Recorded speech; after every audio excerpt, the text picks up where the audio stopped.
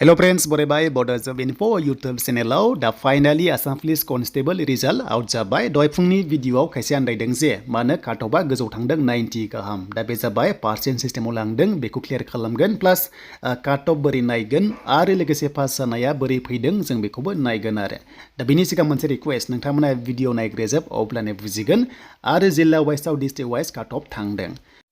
So दायो लोगोफोर जों अफिसियेल साइटआव दंखायो बेनिफ्राय लिंकआ दङ चेक खालामबानो जाबाय दा गासैबो पोस्टनि नोंथांमोननिया एसआइखौ नागारनानै बा कामान्डखौ नागारनानै बेखिनि पोस्टनि फैबाय दा बेखायनो नोंनि रल नाम्बार एग्जामनिया बेखौ नोंथांमोना होदो बेनिफ्राय नोंनि बार्थडेखौ होनानै साबमिट खालाम जेरै एग्जाम्पला 1 2 3 रल नाम्बारा जि दङना बेखौ होनानै बार्थडे होनानै साबमिट खालामबानो नोंनि पास जानायखौ मिन्थिगोन आरो एबा फेल जानायखौ मिन्थिगोन दा पास जानाया माबादि ओंखारदों जों बेखौ दायो नायनोसै नै लाइभ प्रुफ नोंथांमोना नायदो जे सोर पास जायोबा माबादि ओंखारो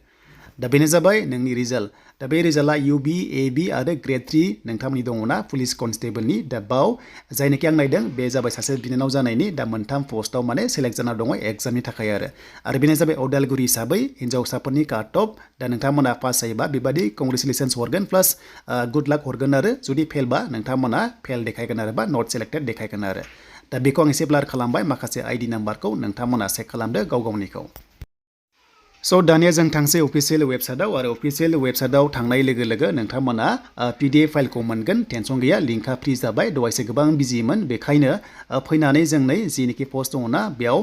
मोनसे बाथ्रा 2023 आवसो अफिसियेल नटिस ओंखारदोंमोन ना बेखायनो रिजाल्टआ बे टाइपनिखौ लादों आरो फिजिकेल टेस्टआ दासो जोबदों नालाय 2025 आव जायै जानानै बेखायनो कनफ्यूज जादोंमोन दहायो खायसे जायनोखि स्टुडेन्ट्सफोरा दा जोङो रिजाल्टआव क्लिक खालामनाय लोगो लोगो नोंथांमोना रिजाल्टखौ नायनो हागोन बेनो जाबाय कनस्टेबलनि आरो लोगोसे नेक्स्टआव कामान्ड फैथारसिगोन नोंथांमोना साइडआ बिजि मोनोबा ट्राइ नायबाय था लासैनो हारसिंनो गेवफिनगोन खुनु टेनसन गैया दा गेवबायनै लाइभ प्रुफ हिसाबै नोंथांमोना मोनबाय देन ओरैबायदि पार्सेन्ट सिस्टेमाव लादों नोंथांमोना बेयावनो आन्दायदोंमोन आरो दा बेनो जे ABनि माने टटेल मार्क्सआ 60 दंमोन नालाय फिजिकेल टेस्टआव दा बोरै नोंथांमोना पार्सेन्ट सिस्टेम लादों बेखौ नै मार्क्स अफ 10 दङ टटेल मार्क्स दङ बेखौ लानानै माने होनाय जादों आरो बेयावनो एसे आन्दायदोंमोन दा जोङो बोरै दिहुनगोन नोंथांमोननि ABनि जिल्ला वाइसनि काटअफखौ दा बेखौ जों नायनोबा नोंथांमोना मोनसे खामानि माव जेरै फिजिकेल टेस्टआव जोंना दंमोन 60 अके 60 सानजाबनानै नोंथांमोना जिनोखि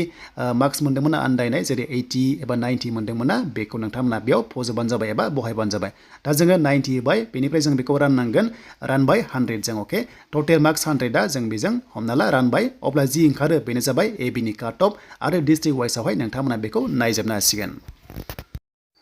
So दायो जोङो काटअफ नायनोबा काटअफ लिस्टआव थुनाय लोगो लोगोनो PDF फाइलआ गेवगोन नोंथांमोना नै चेक खालामनो दाबाव गासैबो बुंलां नोंथांमोना चेक खालामदो PDF फाइलखौहाय दा बेनो जाबाय जों जि रायलायदोंमोन ना 31 32 33 थांगोन होननानै दा बेनो जामारदों आरो